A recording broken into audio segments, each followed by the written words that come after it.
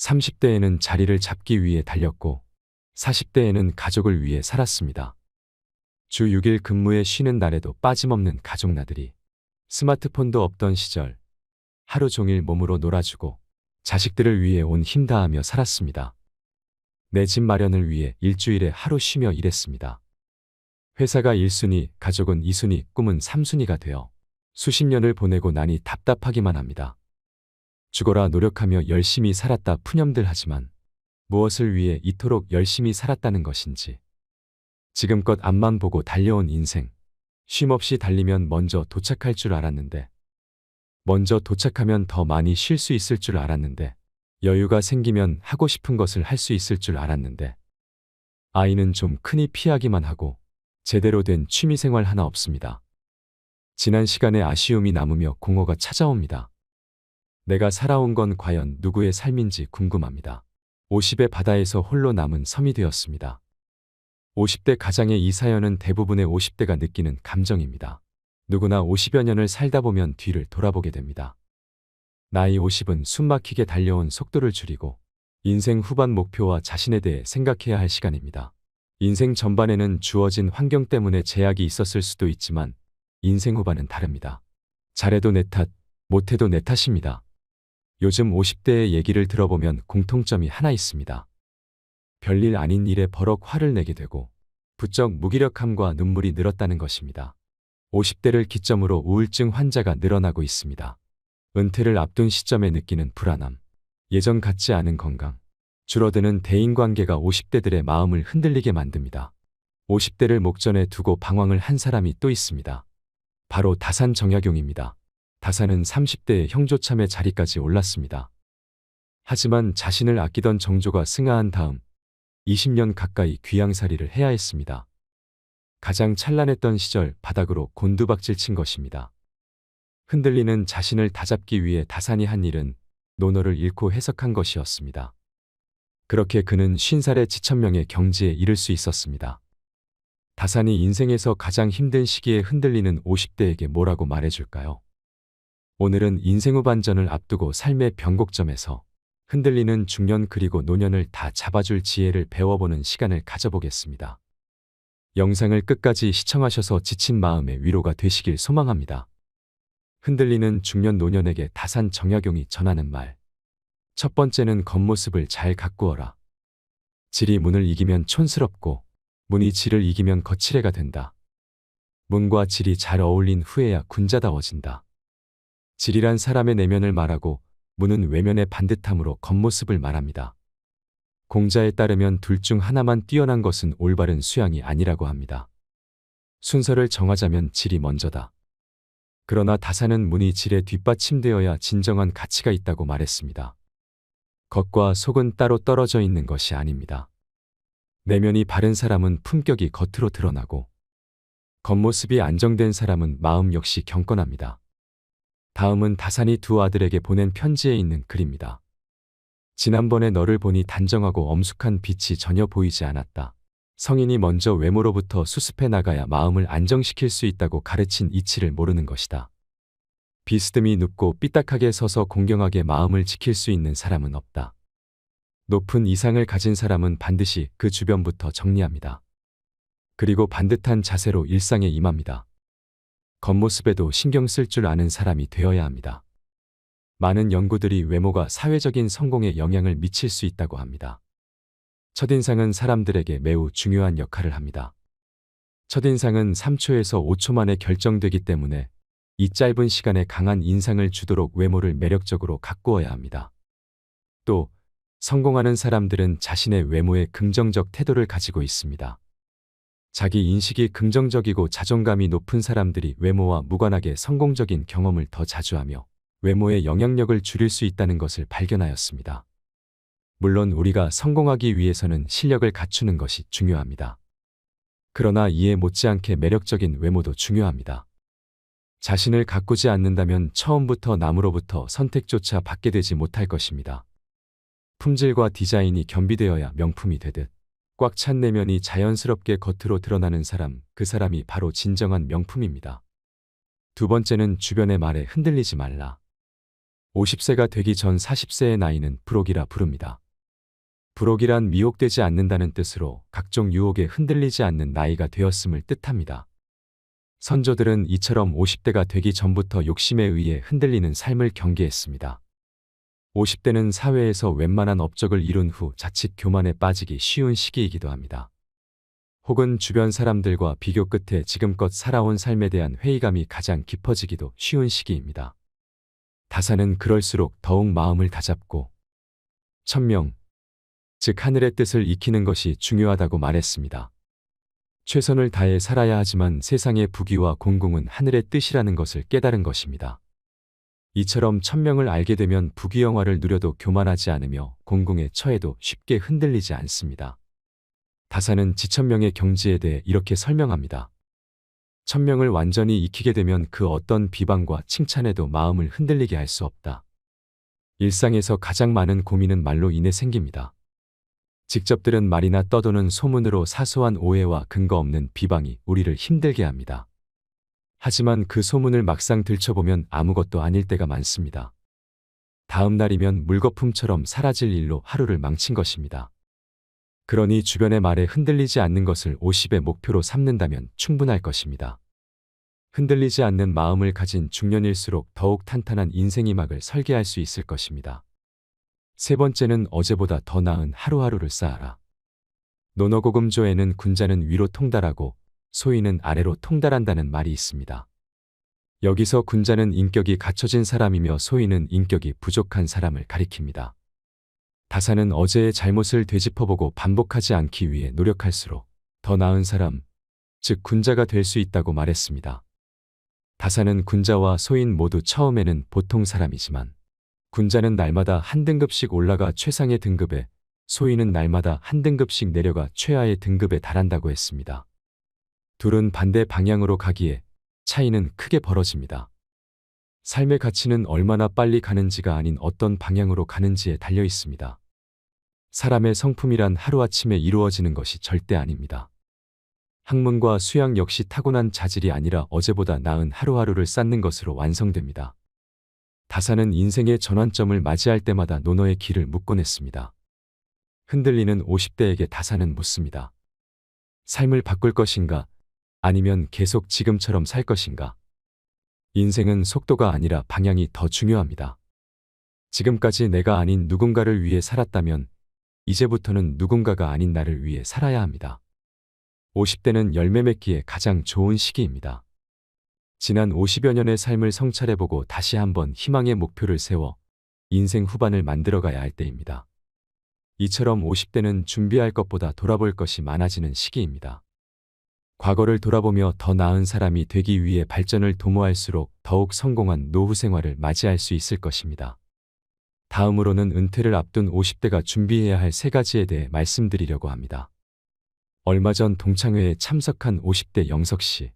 그동안은 자녀 건강이 대화 주제였지만 최근에는 은퇴가 주요 화제가 되었습니다. 올해 대기업을 퇴사한 한 친구는 긴 여가 시간이 자유가 아니라 마치 징벌처럼 느껴졌다고 합니다. 차라리 일을 하는 게 낫지 막상 쉬니까 뭘 해야 할지 모르겠더랍니다. 이를 핑계로 가족에게 소홀했던 한 선배는 퇴직 후 아내와 자주 다투었고 결국 이혼을 했다는 소식이 들려왔습니다. 영석 씨는 이런 이야기들을 들을 때마다 은퇴 이후 내 인생이 끝나는 게 아닐까, 자신이 쓸모없는 사람이 되는 건 아닐까 걱정됩니다. 미움받을 용기의 저자 기시미 이치로는 정년 이후의 삶은 막이 내린 뒤의 인생이 아니라 재임하게 시작이라고 말합니다. 67세의 철학자인 그가 제시하는 정년 이후 삶을 현명하게 준비하고 맞이하는 방법은 무엇일까요? 첫 번째는 공허감을 느낄 수 있는 일을 하세요. 소속이 사라지고 직장이 없어져도 자신에게 가치가 있다고 생각할 수 있으려면 공허감을 느낄 수 있어야 합니다. 공허감은 간단히 말해 내가 누군가에게 도움이 된다는 느낌입니다. 아들러는 진정한 행복은 공허감에 있다고 합니다.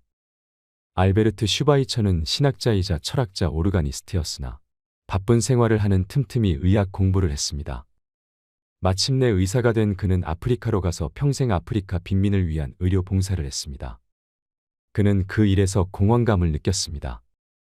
내가 하는 일이 아무 도움도 되지 않는다면 아무리 많은 보수를 받는다 해도 행복해질 수 없습니다. 정말 중요한 것은 내가 좋아하는 일을 하고 있는지, 그 일로 누군가에게 공헌할 수 있는지 여부입니다.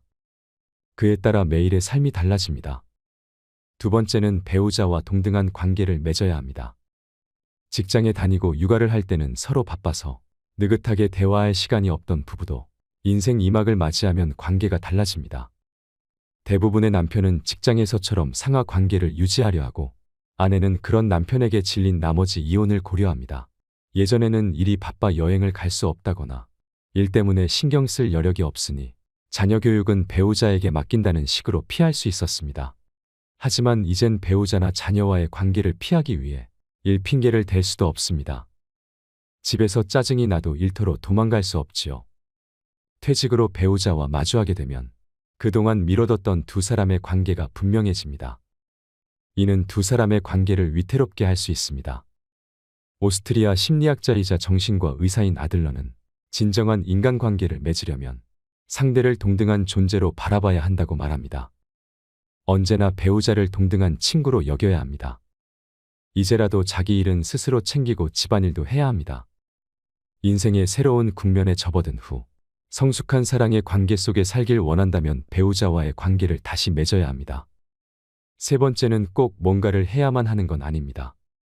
은퇴 후에는 또 다른 삶의 보람을 찾거나 뭔가를 하지 않으면 안 된다고 생각해 초조해하는 사람이 있습니다.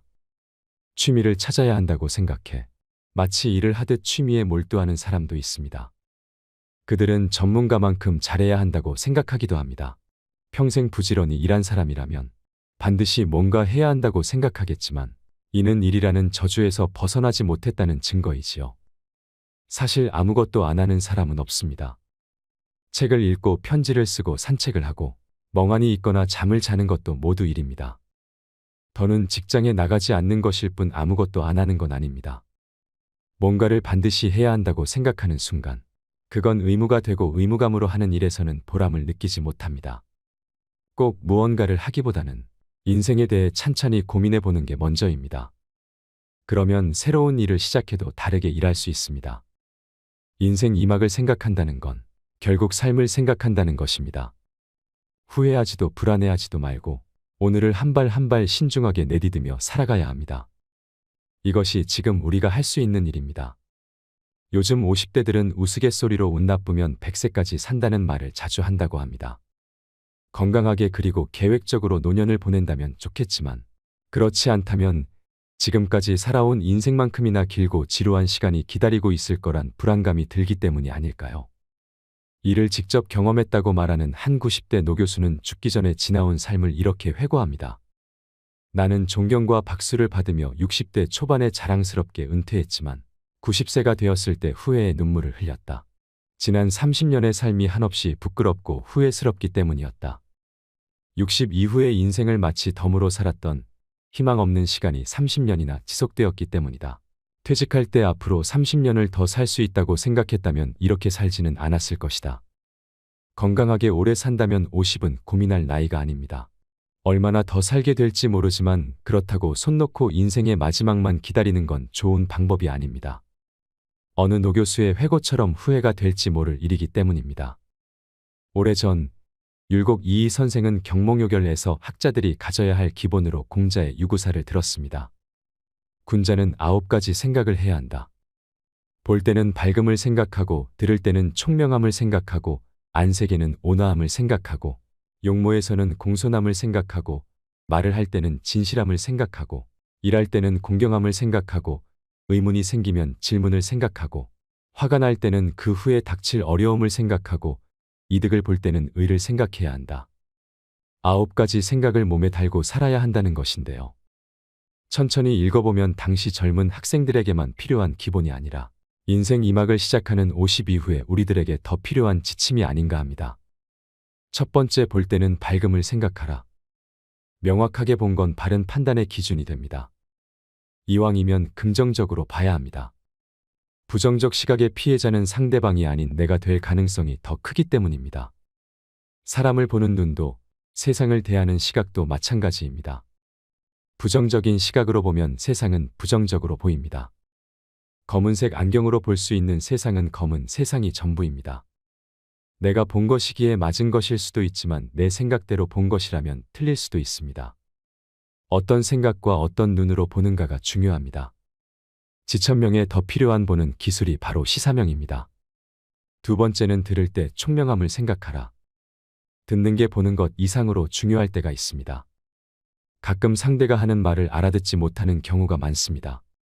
총명하게 듣는 것에 서툴기 때문입니다. 말하는 사람의 입장이 될 수는 없지만 반이라도 상대의 입장을 헤아려 줄 수 있다면 관계는 놀랄 만하게 좋아질 것입니다. 상사, 부하, 고객, 부모, 자식, 선생, 학생 그 누구와 이야기할 때라도 마찬가지입니다. 말하는 사람의 편에서 그의 입장이 되어 듣는 것, 그게 바로 총명하게 듣는 것의 시작입니다. 지천명에 더 필요한 듣기 기술입니다. 세 번째, 얼굴색은 온화함을 생각하라. 30, 40대에는 혼자서 일해도 성과를 낼 수 있지만 50대에는 사람들을 통해 성과를 내야 하는 사람들이 많습니다. 그러니 안색을 부드럽고 온화하게 해야 합니다. 그래야 사람들이 더 자주 찾아옵니다. 얼굴을 펴야 인생이 펴집니다. 상사의 얼굴이 온화해야 조직이 살아납니다. 가장의 얼굴이 온화해야 가족의 기가 삽니다. 지천명에 더 필요한 얼굴 관리 기술입니다. 네 번째, 겉모습은 공손함을 생각하라. 겉으로 나타나는 것에는 공손함이 있어야 한다는 가르침입니다. 리더의 행동거지와 모습에는 공손함이 서려 있어야 합니다. 50이 되면 자세가 틀어지기도 쉽습니다. 아무리 공손한 모습을 보이고 싶어도 어깨와 머리가 자꾸 뒤로 꼿꼿해지는 사람들이 있습니다. 자기보다 잘난 사람에게 그러는 것도 문제지만 못난 사람에게 그러는 건 더 보기 흉합니다. 다섯 번째, 말할 때는 진실함을 생각하라. 누군가에게 입을 열 때는 신중하고 진실해야 합니다. 같은 것을 두고 오늘은 A라 하고 내일은 B라고 한다면 언사충이 아닙니다. 지위가 올라갈수록, 나이를 더 먹을수록, 책임이 더 큰 자리일수록 말에는 더 큰 믿음이 있어야 합니다. 책임질 수 있는 말만 해야 합니다. 여섯 번째, 일할 때는 공경함을 생각하라. 자신의 직업이나 일에 대해서도 공경하는 마음이 있어야 합니다. 직업으로 하는 일치고 세상에 하찮은 일은 거의 없습니다. 일에 대한 가치 기준을 바꿔야 합니다. 평범한 일에도 존경의 가치를 더하면 가치 있는 일이 됩니다. 지천명에 해야 할 일 중에 하나가 자신의 업무와 일의 가치를 부여하는 일입니다. 일곱 번째, 의문이 들 때는 질문을 생각하라. 50이 되면 질문이 사라집니다. 질문은 멈추고 묻지도 않는 것에 답을 주고 싶어 합니다. 그러나 궁금한 게 있으면 누구에게든 질문을 할 수 있어야 합니다. 불치함은 아랫사람에게 묻는 걸 부끄러워하지 말라고 공자는 반복하여 말했습니다. 지천명의 질문이 사라지면 더 이상의 발전은 없습니다. 더 이상의 흥분과 즐거움은 사라집니다. 지천명에 해야 할 일 중에 하나가 좋은 질문을 하는 일입니다. 여덟 번째, 화날 때는 더 큰 어려움을 생각하라. 화날 땐 한 템포 쉬어야 합니다. 분통 터지는 일이 났을 때 잠깐 멈추는 사람이 진짜 강한 사람입니다. 참기 어려운 경계점에 이르렀을 때 잠깐 멈출 수 있는 사람과 멈출 수 없는 사람의 차이는 백지 한 장도 안 되지만 그 결과는 천당과 지옥의 차이입니다. 그러니 소리 한 번 지르고 지옥의 괴로움을 당할 것인가, 한 번 참고 천당의 분위기를 만들 것인가 선택해야 합니다. 아홉 번째, 얻는 것이 있으면 이로움을 생각하라. 노력으로 얻은 재물이야 크게 탓할 건 없지만 노력 없이 얻은 재물이라면 한 번 더 생각해 봐야 합니다. 지옥으로 인도하는 미끼는 아닌지, 함정으로 이끄는 먹이는 아닌지 재고해야 합니다. 대가 없이 남에게 귀중한 걸 준 경험이 있는 사람이라 하더라도 대가 없이 남에게 귀중한 걸 받는다는 건 함정일 가능성이 농후하기 때문입니다. 공자의 말과 삶에서 공허한 50의 새로운 돌파구를 발견할 수 있습니다.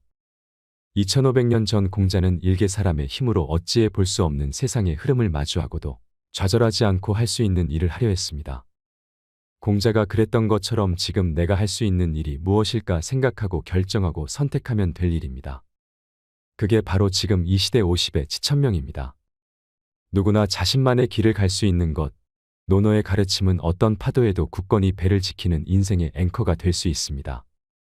노노에는 공자가 말한 타인에게 미움받는 7가지 유형이 나옵니다. 타인의 나쁜 점을 들춰내는 사람, 낮은 자리에 있으면서 윗사람을 비방하는 사람, 용감하지만 무례한 사람, 과감하지만 융통성이 없는 사람, 자기의 편견을 내세우며 지혜롭다고 여기는 사람, 불손한 짓을 가지고 용감하다고 여기는 사람, 혹독한 말로 남을 공격하면서 곧다고 여기는 사람들은 가까운 사람들로부터 미움을 받습니다. 7개 중 하나라도 해당된다면 50이 되기 전에 무조건 그것을 고쳐야 합니다. 그래야 50이 되었을 때 존중받는 어른으로 성장할 수 있습니다. 그렇다면 50대가 되었을 때 익혀야 할 삶의 자세는 무엇일까요? 첫 번째는 배움을 즐기세요. 공자가 위대한 성인이 될 수 있었던 가장 큰 이유 또한 배움을 좋아했기 때문이었습니다. 겸손했던 공자도 호황만큼은 당당하게 자랑했습니다. 50대가 넘으면 인생의 후반을 빛낼 나의 브랜드를 만들어야 됩니다. 브랜드라고 해서 거창한 게 아닙니다. 여태 바쁘게 살아오느라 그동안 도전하고 싶었던 어학 공부나 악기를 한각이 연주할 수 있는 취미 활동도 해당이 됩니다. 은퇴 후에 고통 없이 죽기만을 기다리는 게 아니라 그게 무엇이 됐든 배움을 즐기세요. 스스로에게 미움받는 경우는 50이 되어도 나이를 먹어도 특별한 퍼스널 브랜드나 강점 없는 자신을 바라볼 수밖에 없는 경우라고 생각합니다. 나이 50의 조직을 벗어나면 혼자 할 수 있는 일이 거의 없다는 걸 깨닫게 됩니다. 젊은 세대에게는 일도 아닌 일이 큰일로 느껴집니다. 직장 다닐 땐 회사에서 해주던 세무신고도 스마트 기기 다루는 것도 혼자 하려니 여간 어려운 게 아닙니다. 50대가 회사를 다니는 세월 동안 세상은 빠르게 바뀌었습니다. 50에도 배움은 필요합니다. 세무신고하기, 스마트폰 다루기 같은 잡학도 필요하지만 오랫동안 좋아할 수 있는 일을 찾는 게 중요합니다. 여행을 오래 하면 여행 전문가가 되고 고구마를 오래 키우면 고구마 전문가가 됩니다. 그렇게 인생 후반을 빛낼 나만의 브랜드를 만들어야 됩니다.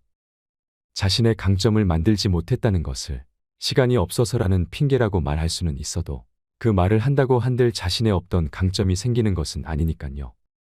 사랑에서 가장 큰 사랑은 자신을 사랑하는 것이 제일 먼저라고 합니다. 나 자신을 사랑해야 남을 사랑할 수 있습니다. 그러니 나를 미워하지 않기 위해 스스로의 강점을 만들어가는 것이 중요합니다. 두 번째는 여지아의 정신을 키우세요. 공자는 논어의 일관성 있게 여지아 정신을 강조했습니다. 여지아는 어떻게 하지? 하고 궁리하는 것입니다. 스스로 궁리하지 않는 사람은 아무리 좋은 직장에 다녀도 성과를 얻기 어렵습니다. 조직이 클수록 묻어갈 수는 있지만 인생 후반전은 상황이 다릅니다. 나이 50이 넘어서니 스스로 궁리하지 않으면 나만 모르고 있고 태물이 되어갑니다. 반면 어디서든 탁월하게 성과를 내는 사람들은 궁리를 거듭합니다. 어떤 사람이 어느 날 갑자기 세상에 나타난 것처럼 보여도 5년, 10년 전부터 예리하게 칼을 갈면서 준비해왔을 것입니다. 여지아 정신이 있는 사람들은 포기하지 않습니다. 타인을 원망하지도 핑계대지도 않습니다. 결국 스스로 풀어야 할 문제라는 것을 알기 때문입니다. 조직에 있을 때는 묻어갈 수 있었지만 인생 후반전은 상황이 다릅니다. 스스로 궁리하지 않으면 단 한 발자국도 나아가지 못합니다. 세 번째는 외적인 모습에도 신경 쓰세요. 다산 정약용과 마찬가지로 공자도 외면을 가꾸라고 강조하고 있습니다. 외적인 모습에도 신경 써야 합니다. 공자는 리더의 모습을 이렇게 설명합니다. 내면의 바탕이 외면의 꾸밈을 이기면 촌스럽고 외면의 꾸밈이 내면의 바탕을 이기면 번지레하다. 사람은 외면보다 내면이 중요하지만 내면의 아름다움에 적절한 외면을 갖춘다면 이것이 존경받는 어른의 모습입니다. 그래서 겉모습에 항상 신경을 써야 합니다. 나이 50. 아직 우리에겐 긴 인생이 남았습니다. 우리가 만약 30의 인생의 뜻을 세웠다면 20년이 지난 50의 자신은 분명 덜 흔들리고 있을 것입니다. 그러나 너무 조급해할 필요는 없습니다. 주어진 책임감과 역할에 순식간에 세월이 흘렀으니 흔들리는 50을 마주하는 것은 어쩌면 당연한 일인지도 모릅니다. 20의 미숙함, 30의 치열함, 40의 흔들림이 줄어든 50. 지금이야말로 일관성 있는 일을 하기에 좋은 나이입니다. 마음이 간절하면 못할 것이 없습니다. 그러니 핑계를 멈추고 생각해야 합니다. 지금 바쁘다는 핑계로 50을 넘기면 무엇을 하든 후회하는 60이 됩니다. 나이 50이 넘으면 자기 자신만 생각해도 욕먹지 않을 나이입니다. 지금까지 나 아닌 누군가를 위해 살았다면 이제부터는 누군가가 아닌 나를 위해 좋아하는 일을 찾아 재밌게 살아야 합니다. 옷이 비후를 준비하는 지혜야말로 자신의 인생을 사랑하는 사람의 일입니다. 오늘도 노후의 지혜와 함께 해주셔서 감사드립니다. 황금빛으로 무르익어가는 여러분의 지혜로운 인생을 언제나 응원합니다.